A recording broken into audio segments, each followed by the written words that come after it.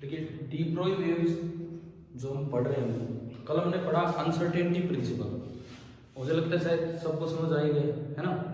Delta p into delta x qualitatively तो ये कहता है कि वो प्रोडक्ट बहुत छोटा नहीं हो सकता है, एक को छोटा करोगे तो दूसरी चीज बड़ी हो जाएगी।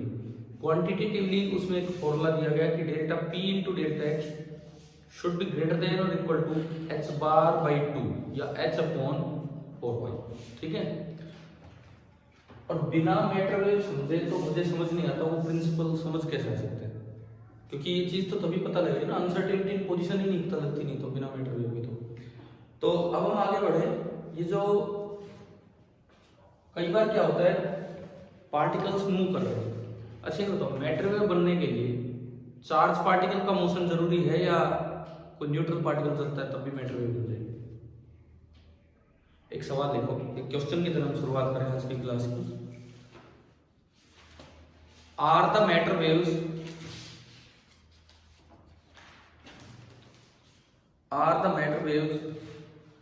Electromagnetic in nature?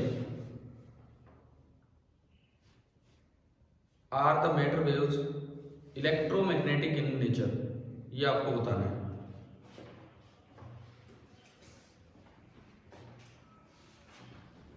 बताओ क्या आंसर हो, यस और नो, एक बार ये बात है।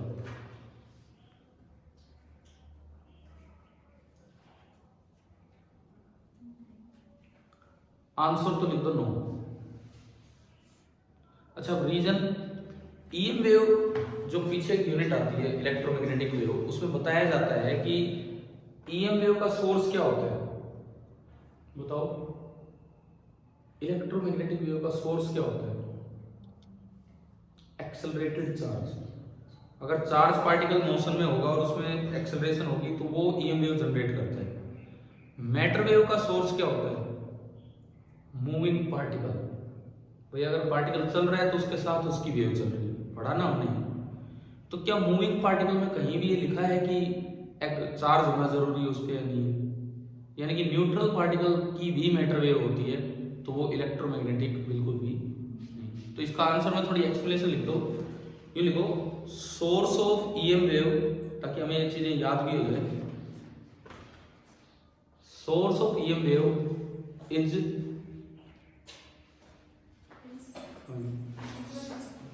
source of EM wave is accelerated charged particle. Source of EM wave is accelerated charged particle, but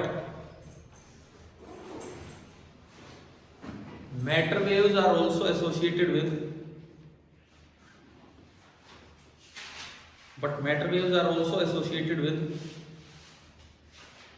neutral moving particles.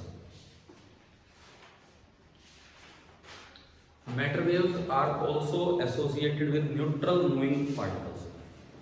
समझ गए रीजन क्या है? एक ही चीज पढ़ी अभी तक हमने कि मूविंग चार्ज का ना, सॉरी, ये जो मैटर वेव आप पढ़ रहे हो ये इलेक्ट्रोमैग्नेटिक वेव है या नहीं, ये चीज हमने पढ़ी। इलेक्ट्रोमैग्नेटिक वेव आपकी ऑप्टिक्स से पहले एक यूनिट आती है और उसमें बताया जाता है कि ईएम वेव वो होती है जिनमें एक चार्ज हो, वो मूव करे और कैसा मोशन करे, एक्सेलरेटेड मोशन, मतलब उसकी वेलोसिटी बार बार चेंज होगी, तब जाके वो ईएम वेव जनरेट कर पाता है। सवाल था कि क्या मैटर वेव ईएम वेव होती है, तो उसका जवाब है नो, बिकॉज मैटर वेव के लिए तो केवल मुझे मूविंग पार्टिकल चाहिए उस पर चार्ज हो या ना हो, चाहे उसमें एक्सेलरेशन हो या ना हो, बस खाली मूविंग पार्टिकल होगा तो उसके साथ क्या बन सकती है, मैटर वेव बन सकती है। ठीक है, एक और सवाल देखो, एक और सवाल। ये छोटे छोटे सवाल भी तो बहुत जरूरी है, ये भी आ जाते हैं यार सीधे सीधे। Are the matter waves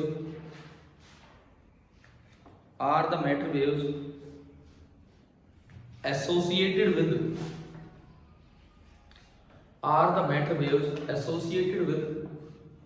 macroscopic objects?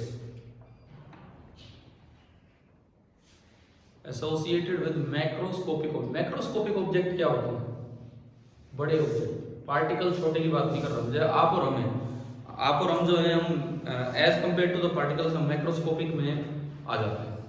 ये होते हैं मैक्रोस्कोपिक ऑब्जेक्ट। तो ये पूछा है कि अगर कोई मैक्रोस्कोपिक ऑब्जेक्ट चलता है, मान लो आप चलते हो, तो क्या आपका वेव नेचर दिखता है कि नहीं दिखता है? बताओ, इसका जवाब दो। अगर आप चलते हो तो आपका वेव नेचर दिखता है कि नहीं दिखता है? एक क्लास में बच्चे बोले सर दिखता है। यार कैसे दिखता है, कमाल है। तो कहते शाम को हमारे गांव में कई वेव नेचर दिखा देते हैं, उनको उठा उठा के घर छोड़ के आना पड़ता है। वो वाला वेव नेचर नहीं यार, वो नहीं घूम फिर के चलना, वो कोई वेव नेचर नहीं है। वेव नेचर का मतलब है कि उसमें इंटरफेरेंस हो, उसमें डिफ्रैक्शन हो, उसमें पोलराइजेशन, इस तरह की चीजें दिख पाती है कि नहीं, ये देखना है। क्यों नहीं दिख पाती, अब कारण क्या है? अगर मूविंग पार्टिकल है तो डी ब्रोई ने तो बोला था कि वेव नेचर दिखना चाहिए, तो क्या कल ही हमने एक गोल गोल वाला एग्जाम्पल नहीं लिया? जो मैक्रोस्कोपिक ऑब्जेक्ट होते हैं उनका पी की जो वैल्यू होती है, पी मोमेंटम, वो एच के मुकाबले बहुत ही बड़ी होती, छोटी होती। बताओ, कल ही तो शाम को किया था हमने। जो मैक्रोस्कोपिक ऑब्जेक्ट्स होते हैं उनमें जो लीनियर मोमेंटम होता है वो एच के मुकाबले बहुत ही बड़ा होता है। वो देखा था, एच में तो 10 की पावर -34 आ रहा है, 34। पी में 150 ग्राम की बॉल ली थी, कुछ स्पीड ली थी, कोई 10 की पावर ऐसे जा ही नहीं ली थी, इसलिए h by p tends to 0। तो वेवलेंथ भी टेंड्स टू 0। लैम्डा क्या होता है? H by P. और इसीलिए उनका वेव नेचर ऑब्जर्वेबल नहीं। समझ में आया कि नहीं? अब एक और अपना सवाल पढ़ के देखो क्या है। ये बोर्ड में भी आ जाते हैं यार सीधे सवाल कि जो बड़े ऑब्जेक्ट है क्या उनके साथ मैटर वेव आप एसोसिएट कर पाते हो? तो आंसर देखो, आंसर यूं लिखिए, for macroscopic objects,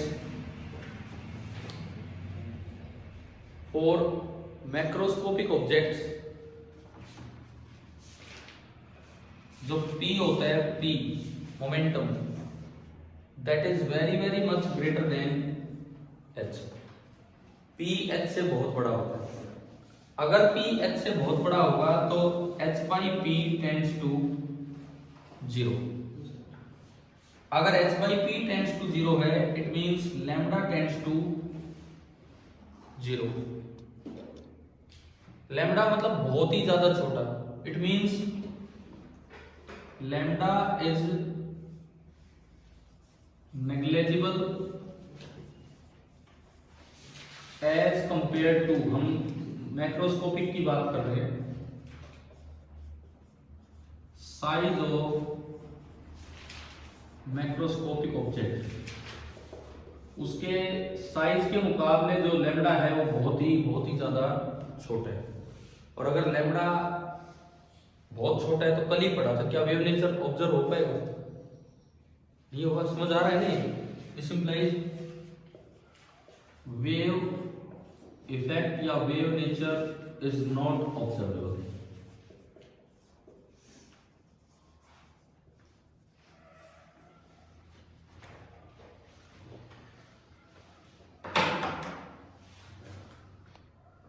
wave nature इनका ऑब्जर्व नहीं हो पाता।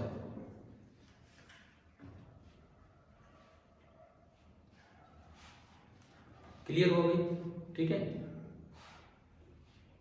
इस तरह की छोटी छोटी बातें ड्यूअल नेचर वाले चैप्टर में सीधे बोर्ड एग्जाम में पूछी जा सकती है, जिनका हमें जवाब देना आना चाहिए। और नहीं भी कर रखा हो सवाल तो भी आपको एक बात तो पता था कि कब वेव नेचर पता लगता है, जब लैम्डा, कल शाम को जो क्वेश्चन हो उसके हिसाब से, जब लैम्डा किसके कंपेरेबल हो, उस ऑब्जेक्ट के साइज के या जिस इलाके में वो घूम रहे हैं उस रीजन के साइज के। किया था नहीं हमने? ठीक है। तो इससे हम पता लगा पाते हैं कि भाई वेव नेचर दिखेगा या फिर पार्टिकल नेचर दिखेगा, इस तरह से। क्लियर हुआ? अब कुछ इस टाइप के क्वेश्चंस लेंगे, जैसे कई बार क्या होता है, पार्टिकल्स हैं फिजिक्स में, कौन से पार्टिकल, आपके मैग्नेटिज्म वाले चैप्टर में, मैग्नेटिक इफेक्ट ऑफ करंट में कई बार ऐसे सवाल आते हैं।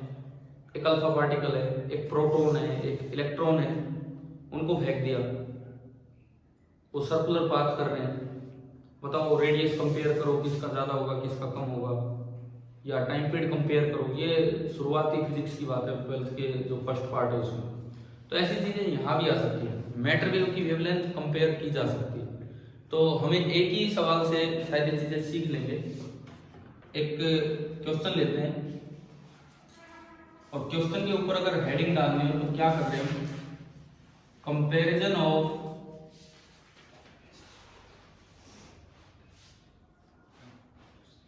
D Broglie wavelength, comparison of de Broglie wavelength of different particles. मुझे एक बात बताओ, आप इसको डी ब्रोई बोलने लग गए हो या अब भी डी ब्रोई बोलते हो? हैं, सही बोलते हो ना? क्योंकि इतनी तो आदत बनी नहीं होगी, बहुत ज्यादा तो नाम आया भी नहीं होगा, लेकिन फिर भी मतलब मैंने तो जो देखा अपने एरिया में लगभग डी ब्रोगली ही बोलते रहते हैं इसको।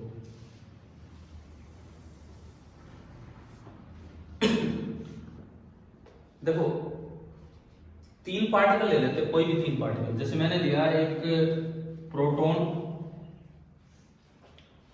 एक अल्फा पार्टिकल, मैं लिख देता हूं पूरा, एक प्रोटॉन, एक अल्फा पार्टिकल, एक में ले रहा हूं इलेक्ट्रॉन। क्या चार्ज पार्टिकल ही लेना जरूरी है मैटर वेव के लिए? नहीं, मैं न्यूट्रॉन भी ले सकता हूं, मैं प्रोटॉन की जगह न्यूट्रॉन भी ले सकता हूं, समझ रहे हो आप? इससे फर्क नहीं पड़ रहा। फिर भी मैंने तीन चार्ज पार्टिकल लिए। आपको ना इनका डी ब्रोई वेवलेंथ कंपेयर करना है, यूं कहें असेंडिंग ऑर्डर में अरेंज करना है, सबसे कम इसकी, फिर इसकी, फिर इसकी, तीनों चलेंगे अभी, लेकिन अलग अलग सवाल बनते हैं। एक क्वेश्चन ये है कि compare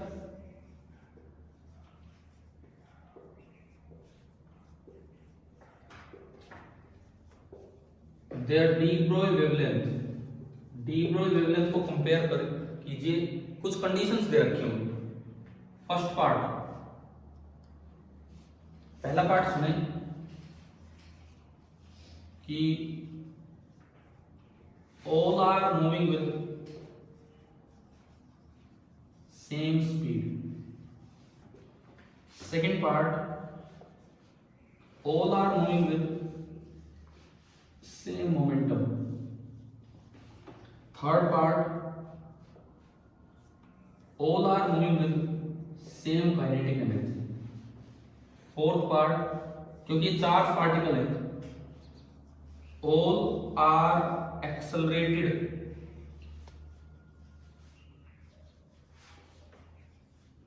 by applying same potential difference. चार पार्ट बन गया अलग अलग। किसी को अगर थोड़ा बहुत याद आता हो, ऐसे सवाल मैग्नेटिज्म में भी आते थे, वहां पे magnetic effects of current compare करना, रेडियस वगैरह। और compare their de Broglie wavelength का मतलब मैं कह रहा हूं कि आपको करना क्या है, अरेंज इन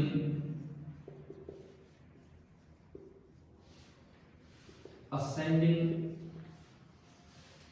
ऑर्डर। आप असेंडिंग ऑर्डर में इसे अरेंज करें, ये काम करना है।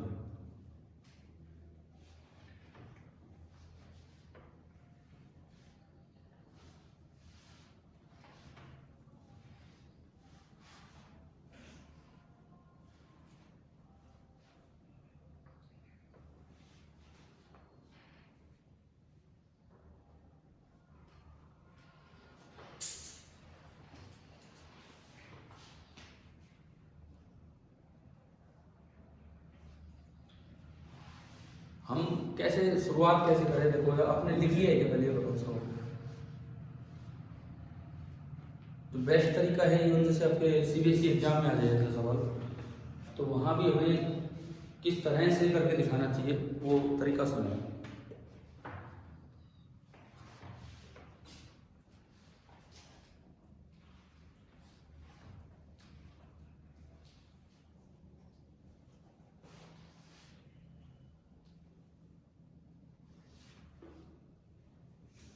चलिए देखिए,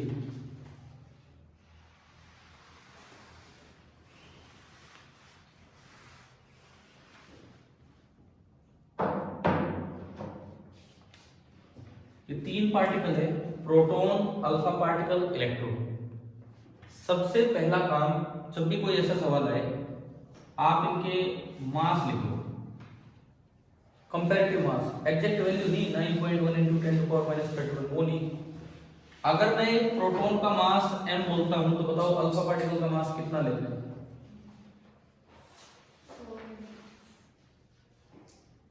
भैया आज तो पूरा ध्यान इसी में देगा, कभी कुछ हो जाता है कभी कुछ। मैं ये पूछ रहा हूं, इसका जवाब दो। एक प्रोटॉन का मास m है तो एक अल्फा पार्टिकल का मास कितना होता है?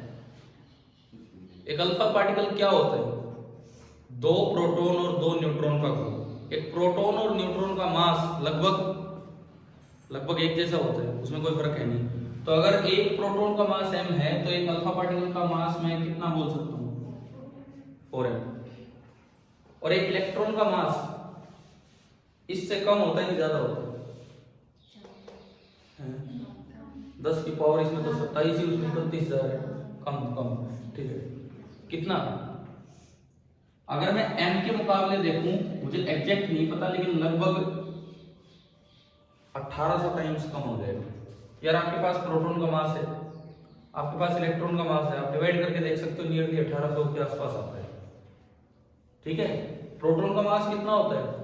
1.67 × 10⁻27 और इलेक्ट्रॉन का 9.1 × 10⁻31। तो वो ऊपर जाएगा 10 की पावर 4 बचेगा और डिवाइड करोगे तो लगभग 1800 आता है। तो ये 1808 हो सकता है, 38 हो सकता है, 36 हो सकता है, पता नहीं कितना है। तो 1800 के आसपास है। क्लियर? यहाँ तक हमने सबसे पहला काम किया, मास लिखा। अब डी ब्रोई वेवलेंथ कंपेयर करनी है तो मेरा ध्यान केवल मोमेंटम पे होना चाहिए, क्योंकि लैम्बडा किससे निकलेगा? मोमेंटम से। लैम्बडा निकालने का एक ही तरीका है कि आप भाई मोमेंटम निकाल लो, और कोई तरीका नहीं। तो मोमेंटम तक पहुंचते हैं। फर्स्ट पार्ट में क्या चीज सेम दी? स्पीड। तो फर्स्ट पार्ट में आपको स्पीड सेम दी तो मैंने स्पीड सबकी v0 बोल दी। अब यहां से आप लिखिए मोमेंटम। मोमेंटम क्या होता है स्पीड की टर्म्स में? m × v। तो पहले का मोमेंटम आया mv0, दूसरे का मोमेंटम 4mv0 और तीसरे का मोमेंटम mv0 अपॉन 1800। आ गया समझ? P आते ही आप लैम्बडा पे पहुंच जाओगे। लैम्बडा कितना, क्या फॉर्मूला होता है लैम्बडा का? h/p। तो पहले का हो गया h अपॉन mv0, दूसरे का h अपॉन 4mv0 और तीसरे का h अपॉन mv0, लेकिन ऊपर क्या मिला आपको? 1800। ये लैम्बडा आ गया। अब देखो यार, h अपॉन mv0 को सपोज मैं लैम्बडा नॉट बोल दूं, तो अगर ये लैम्बडा नॉट है तो ये कितना है दूसरे वाला? Lambda naught by 4। और ये कितना है? 1800 लैम्बडा नॉट। तो हमारा जवाब आ रहा है अब फाइनल असेंडिंग ऑर्डर, मतलब पहले सबसे कम फिर ज्यादा फिर ज्यादा। सबसे कम कौन सा है इनमें? Alpha particle. यानी कि मेरा आंसर ये आया कि लैम्बडा अल्फा कम ही लिख रहे हैं, ठीक है। Lambda alpha is less than lambda proton is less than lambda electron. आप बताओ क्या फर्स्ट पार्ट समझ आ गया? ये फर्स्ट पार्ट हुआ, इसको नोट कीजिए। आप ऐसे ही एक बार चारों पार्ट करके देखिए, थोड़ा ढंग से लिख के। आपको पहुंचना लास्ट 2 स्टेप इन्हीं पे, पी और लैम्बडा। इसी तरह पी और लैम्बडा में पहुंचना है। फर्स्ट नोट कीजिए और उसके बाद आगे ट्राई कीजिए।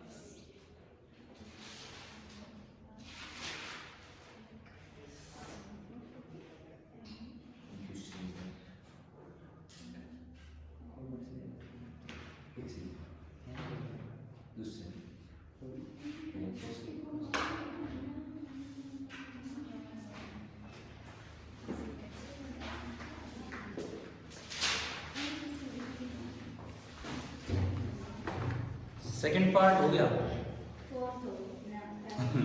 ठीक है, सेकंड हो गया। सेकंड में क्या दिया है?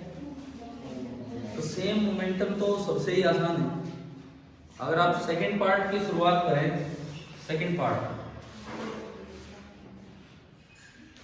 तो मुझे तो मास भी लिखने की जरूरत नहीं है। सेकंड पार्ट में मैं सीधा लिखूं मोमेंटम, और क्वेश्चन में दिया है कि तीनों का मोमेंटम क्या है? सेम। मैंने पी नोट बोल दिया। तीनों का जो लैम्डा होगा वो भी सेम होगा।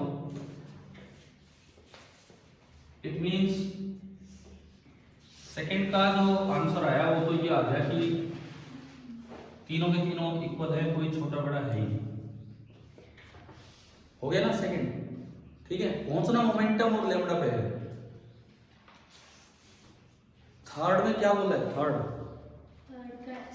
Same kinetic energy. सेकंड तो शायद सबने सही किया था ना? ठीक है,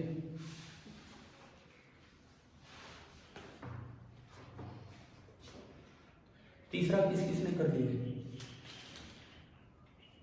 चल ठीक है, मैं समझाता हूँ। देखिए, सेकंड नोट कर लेना अगर नहीं हुआ है या जैसे भी है। तो मैं थर्ड पे चलता हूँ। थर्ड देखिए, तीसरे वाला देखो इधर, काइनेटिक एनर्जी सेम दी है। मान लो काइनेटिक एनर्जी इसकी भी के है, इसकी भी के है और इसकी भी के है। मुझे पहुंचना मोमेंटम पे है। काइनेटिक एनर्जी से लीनियर मोमेंटम कैसे आता है? क्या हमने ये फॉर्मूला पढ़ा है क्वेश्चन में कि P √2 × m × काइनेटिक एनर्जी? पढ़ा है क्या? बताओ। नहीं भी पढ़ा तो यार पुट कर दो इसमें। काइनेटिक एनर्जी की वैल्यू पुट करोगे हाफ mv², हाफ से 2 गया, mv² × m² v² और उसको √mv आ जाएगा, और वही क्या होता है? मोमेंटम, है ना? तो ये बनाएंगे अब तीनों में। ये जो फॉर्मूला है P √2 × m × k, ये लगाएंगे तीनों में। तो पहले वाले में P बना √2 mk, दूसरे वाले में बना √2 × 4m × k, और तीसरे वाले में बना √2 × m/1800 × k। समझ आया ना? और P आते ही फिर हम लिख देंगे लैम्डा h/p। तो पहले वाले में बना h/√2mk, दूसरे वाले में बना h/√2mk को तो अलग रखो, और जो 4 है वो रूट से बाहर आके 2 आ गया, ये 4। और तीसरे वाले में भी h/√2mk को तो अलग रखिए। 1800 का अंडर रूट, 100 का तो 10, 9 का भी 3, 30, 30√2 आ रहा है इसमें। 1800 का मैं अंडर रूट लिख सकता हूँ, 900 गुना 2 तो 30√2 h/p। अच्छा ये ऊपर जाएगा, नीचे नहीं आएगा। ये 1800 ऊपर जाएगा, तो ये आएगा ऊपर 30 × √2 टाइम्स। अब फिर वही बात है, इसको लैम्डा नोट बोल दो। इस वैल्यू को अगर मैं लैम्डा नोट बोलता हूं तो ये वाली वैल्यू कितनी है? लैम्डा नोट बाई 2, और ये जो value I this is 30√2 lambda note. तो असेंडिंग ऑर्डर में अरेंज कर दो। सबसे कम कौन सा है? अल्फा, वही सबसे कम वही वाला आ रहा है अल्फा, उसके बाद प्रोटॉन एंड उसके बाद इलेक्ट्रॉन। लेकिन रेशियो अगर आ जाए, रेशियो पूछ ले, इसका और इसका रेशियो 1/2, इसका और इसका रेशियो 30√2, तो ऐसे भी आ सकता है।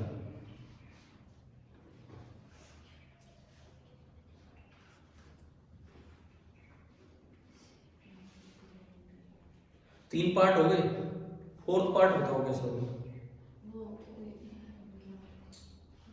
पोटेंशियल डिफरेंस वाला है ना, तो बताओ तो कैसे होगा?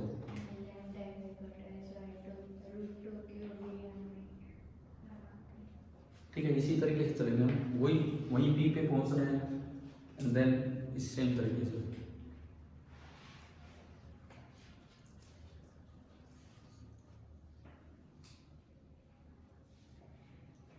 चलेंगे, हो गया।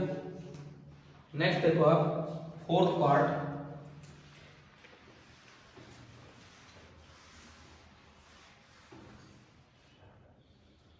चौथे पार्ट में बोला है कि जिस पोटेंशियल डिफरेंस से आप एक्सेलरेट कर रहे हो वो सेम है।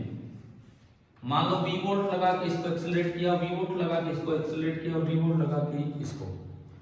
तो हम एक चीज पढ़ के आते हैं पीछे अपने इलेक्ट्रोमैग्नेटिज्म में, इलेक्ट्रोस्टैटिक्स में, कि अगर V वोल्ट से किसी Q चार्ज को एक्सेलरेट किया जाता है तो जो एनर्जी वो गेन करता है वो होती है Q इंटू V।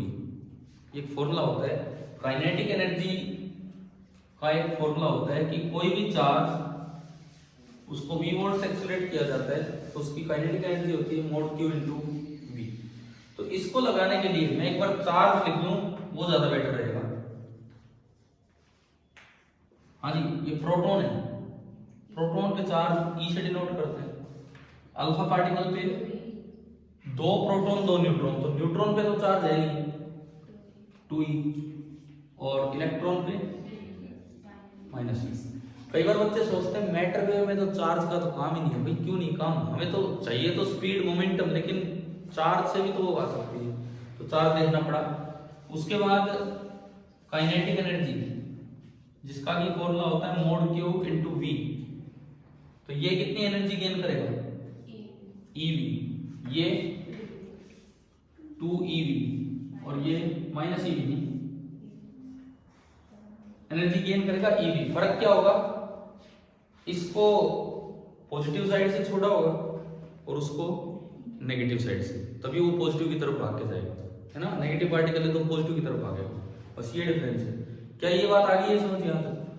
इसके बाद तो उसी तरह आगे जाना है, फिर हम लिखेंगे मोमेंटम, वही फॉर्मूला लगाएंगे, कौन सा, under root of 2 into m into kinetic energy. आपने ये इसमें लगाया तो under root of 2 into m into EV।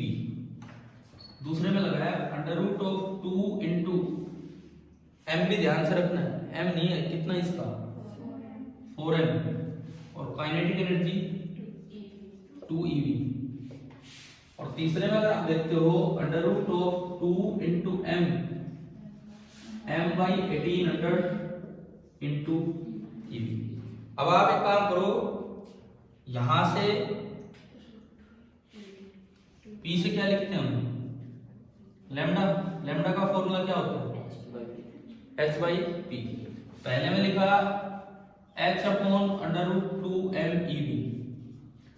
दूसरे में देखो h अपॉन, अब अंडर रूट 2m EV को तो अंदर रखो, इसके अलावा क्या बचता है, 8 और बचा रूट 8, तो रूट 8 बाहर आएगा, 1 अपॉन अंडर रूट 8। तीसरे में देखो h upon under root 2m EV तो अंदर रहा, और अंडर रूट 1800 जो कि 30 रूट 2 था वो कहां चला गया है, ऊपर चला गया। आगे समझ। अब अगर मैं इसको लैम्डा नोट बोल दूं तो ये लैम्डा नोट में रूट 8 है, और ये आपका 30 अंडर रूट 2 लैम्डा नोट। अगर केवल ऑर्डर की बात करते तो लगभग मुझे लगता है वैसे ही आ गए। सबसे कम किसका, फिर प्रोटॉन और फिर, लेकिन रेशियो आ जाते हैं, तो रेशियो तो आप तभी बता पाओगे ना जब आपको यहां तक पहुंचना है कि कैसे पहुंचा जाएगा। क्या समझ आ गया है सभी को ये, ठीक है। मतलब एक ही सवाल में 4 पार्ट लेके हमने कई चीजों को कंपेयर किया।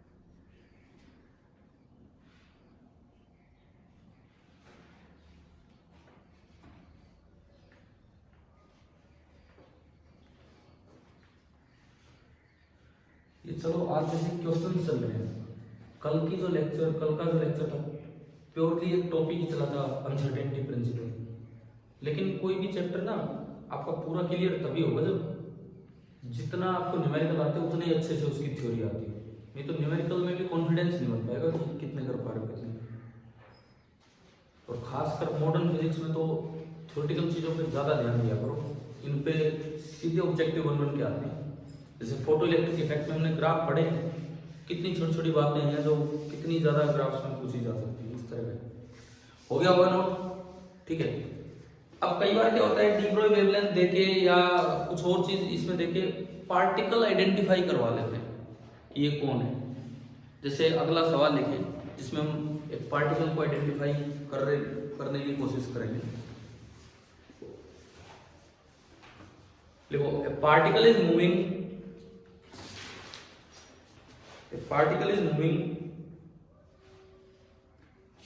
3 times as fast. A particle is moving 3 times as fast as an electron. एक इलेक्ट्रॉन से 3 गुना तेज स्पीड से एक पार्टिकल चल रहा है, ठीक है। आगे लिखिए, the ratio of de Broglie wavelength of the particle wave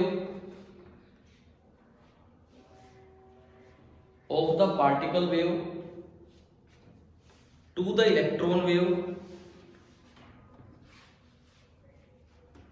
electron wave is 1.813 into 10 is power minus 4.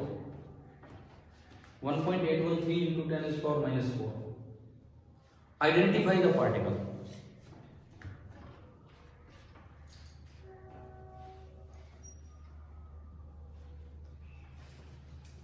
Identify the particle करो, एक बार आप ट्राई कीजिए पहले।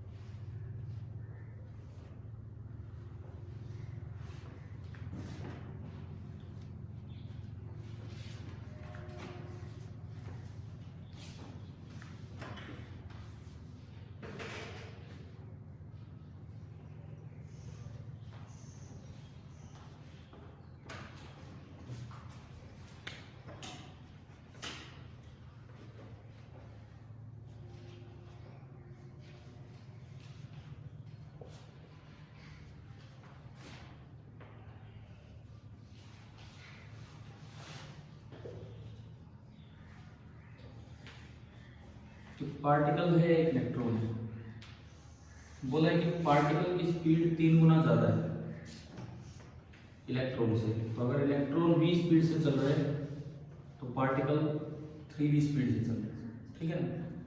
कोई आइडेंटिफाई कर पाए क्या है? नहीं, सुनो तो अभी सुनो। मान लो पार्टिकल का मास मैंने बोल दिया m है और इलेक्ट्रॉन का मास तो हम जानते हैं 9.1 into 10 is power minus 31, ये तो पता ही है ना। तो मैंने यहां से इसका P लिखा, P1 बोल दूं मैं इसे, तो P1 तो होगा m into 3 और यहां से मैंने P2 लिखा 9.1 into 10 is power minus 31 into V। अब लैम्डा 1 तो होगा h by P1 और लैम्डा 2 होगा h by P2 और हमें दिया गया है λ1/λ2। तो अगर मैं इन दो इक्वेशन से रेशियो निकालूं तो h तो कट जाएगा, h का तो रोल ही नहीं है इसमें, और ये क्या बना P2/P1, λ1/λ2 P2/P1। क्या इतना समझ आ रहा है? अब ये रेशियो आपको दिया गया है, कितना दिया है? 1.81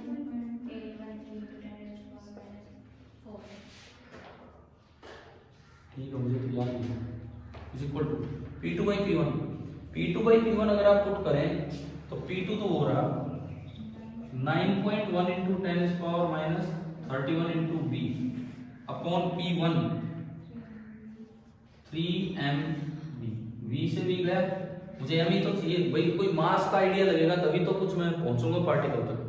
तो मैं m अगर यहां से निकालूं, ये SI यूनिट में लिख रहे हैं हम सब कुछ, तो m आ रहा है 9.1 अपॉन 3 इंटू 1.813 और 10 की पावर -4 ये रहा, -31 ये रहा, तो 10 पावर आया समझ में? और ये देखो ये नियरली 3 है, 3 3 9 और 1.82 से थोड़ा सा कम। अगर ये 2 होता तो 1.5 होता, 2 से थोड़ा कम है तो 1.5 से थोड़ा सा ज्यादा होगा।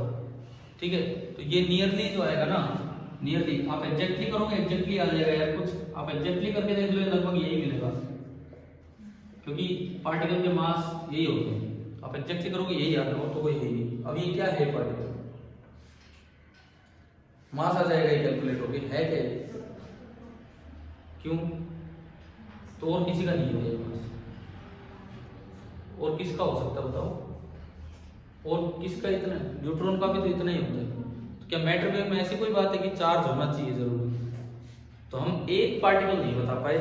अब अगर ये ऑब्जेक्टिव बन के आता है तो उसमें मान लो ऑप्शन है proton only, neutron only, may be both proton या न्यूट्रॉन, तो वो वाला सही हो। समझ में? तो यहाँ पे तो अगर हम आंसर दें तो आंसर ये बनेगा कि particle may be a proton और है न्यूट्रॉन। ये इसका आंसर है। समझ आया कि नहीं आया बताओ?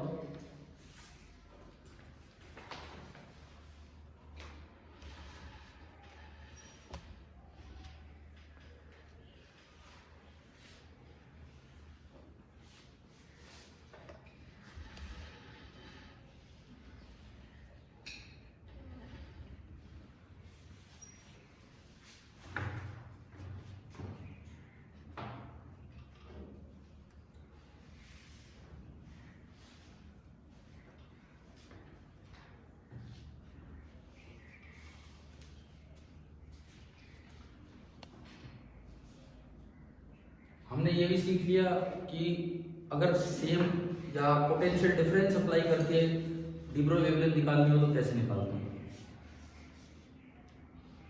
तो उसके बारे में एक स्पेशल फॉर्मूला है तो जो इलेक्ट्रॉन के लिए हम याद रखते हैं, क्योंकि बड़ा कॉमन है, वो बार बार आ जाता है। तो ये होने के बाद आप नेक्स्ट हेडिंग डाल दीजिए।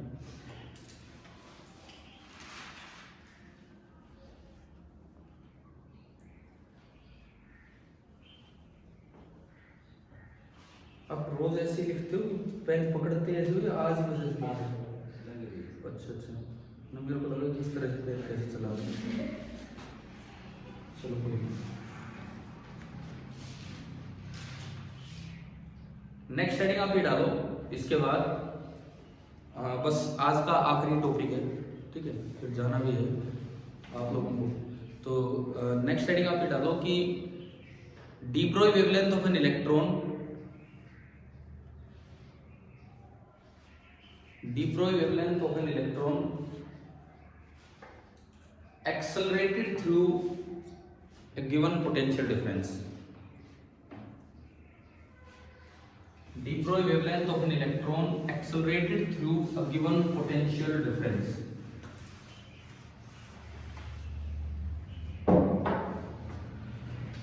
देखो एक कोई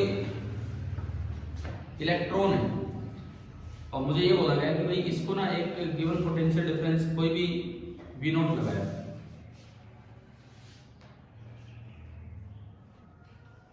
V नॉट पोटेंशियल डिफरेंस मैंने लगाया, उधर पॉजिटिव क्यों लिया, मैं इलेक्ट्रॉन को यहां से छोड़ रहा हूं तो उधर पॉजिटिव क्यों लिया,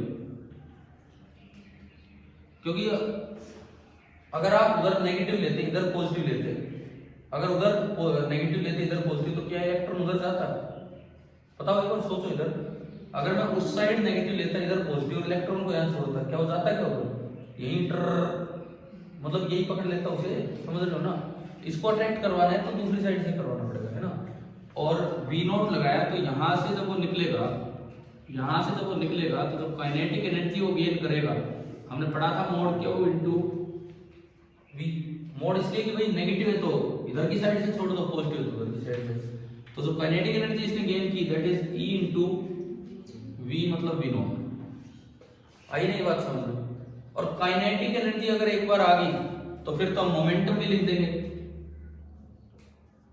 momentum under root of 2 into mass of electron into kinetic energy E into V naught. और P आ गया तो इसकी डी ब्रोई वेव बनेगी, जो भी इसकी डी ब्रोई वेव बनेगी उसकी एवरेज लैम्डा, देखो वैसे तो हमने पढ़ा लैम्डा में कुछ अनसर्टेनिटी होती है डेल्टा लैम्डा, लेकिन ऑन एन एवरेज जो वैल्यू होगी वो यहां से आती है, तो जो लैम्डा होगा that is h by p, तो यहां से जो डी ब्रोई वेवलेंथ आई वो आई h upon under root 2 times mass of electron into charge on electron into V naught. आगे लेकिन इसमें बहुत सारी चीजें कांस्टेंट है, अगर मैं इसको ढंग से देखूं तो जो लैम्डा है h एक constant, 2 times mass of electron एक कांस्टेंट, E एक कांस्टेंट और अंडर रूट V नॉट बचा है, ठीक है। अब ये जो कांस्टेंट है h upon under root 2 times me into E, अगर मैं इसकी वैल्यू पुट करूं h की नियरली इतनी under root 2 times mass of electron कितना, चार्ज E,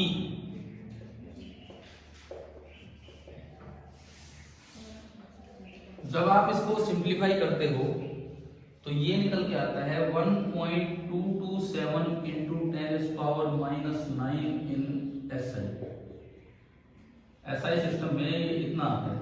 और जब आप इसको वहां पुट करेंगे तो लैम्डा एक सीधा फॉर्मूला आ गया 1.227 into 10⁻⁹ upon under root of कि भाई आपने कितना पोटेंशियल डिफरेंस लगाया, ये मीटर SI मीटर। अब 10⁻⁹ मीटर को मैं क्या लिख सकता हूँ, 10⁻⁹ मीटर को मैं नैनोमीटर लिख सकता हूँ, तो एक फॉर्मूला आ गया मेरे पास 1.227 upon under root of V naught nanometre. या फिर आप एक काम करो, इसी को 10 से मल्टीप्लाई करो और 10 से डिवाइड करो। अगर मैं 10 से मल्टीप्लाई करूं तो 12.27 और 10 से डिवाइड करा तो 10 की पावर -10 हो गए, तो मैं इसको लिख सकता हूँ 12.27 एंगस्ट्रॉम, समझ गए हो। तो इसी फॉर्मूले को वो डिपेंड करता है किस यूनिट में आपको ऑप्शंस दिए हैं, under root V naught angstrom. Electron के लिए ये है, और कोई होगा तो उसका मास अलग होगा तो कांस्टेंट की वैल्यू अलग होगी, लेकिन बहुत बार ये क्वेश्चन इलेक्ट्रॉन के लिए आता है तो हम ये कैलकुलेशन बचाने के लिए ये याद कर सकते हैं, ठीक है। कर लीजिए, नोट कर लीजिए।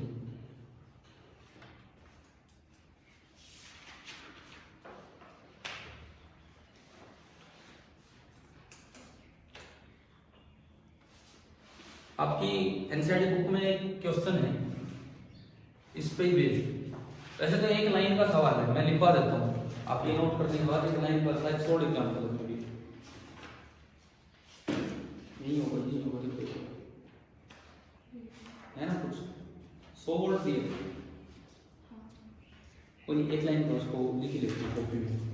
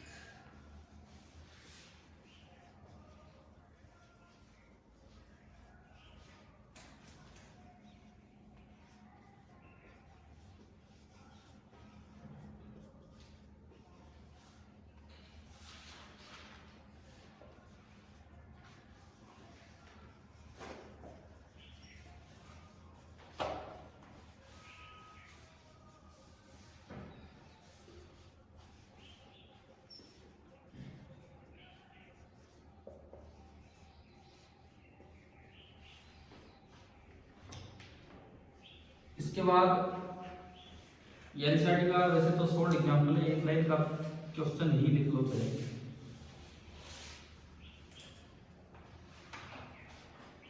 What is the de Broglie wavelength associated with an electron accelerated through a potential difference of 100 volt?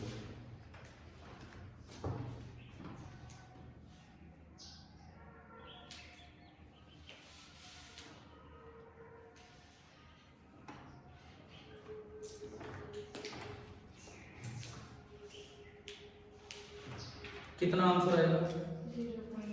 ये डायरेक्ट फॉर्मूला लगाना है, डायरेक्ट फॉर्मूला लगाना है। अंडर रूट ऑफ 100 कितना? 10। तो अगर नैनोमीटर में आंसर दोगे तो 0.1227 नैनोमीटर। यानी कि इस सवाल का अगर मैं आंसर लिखूं, लैम्डा नैनोमीटर में दे रहे हो तो 0.1227 नैनोमीटर, या फिर एंगस्ट्रॉम में दे रहे हो तो 10 से डिवाइड होगा 1.227। तो ये फॉर्मूला इसलिए याद कर लेते हैं, इलेक्ट्रॉन पे सवाल आना चांसेस होते हैं, तो बार बार इतनी कैलकुलेशन करें उसकी वजह ये। अच्छा, और कोई पार्टिकल होगा तो फिर आपको इस प्रोसेस पे जाना पड़ेगा, उसकी वैल्यूज अलग हो जाएंगी।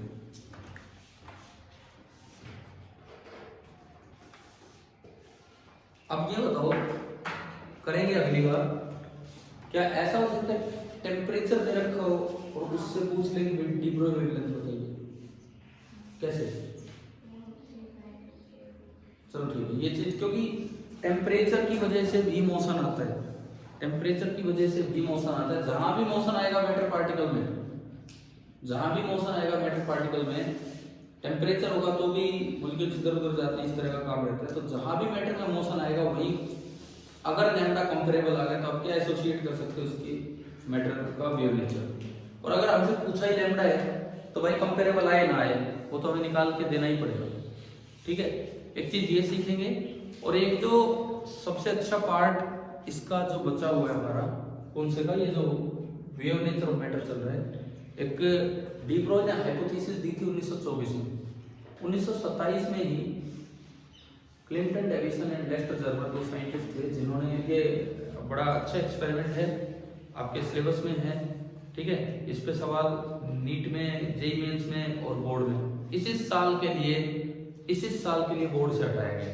लेकिन सीबीएसई ने लिखा है, लेकिन पढ़ो, बोर्ड एग्जाम में क्वेश्चन नहीं आएगा, लेकिन पढ़ो, क्योंकि और जो एग्जाम्स हैं इस उनमें तो आएगा, उनसे नहीं हटे।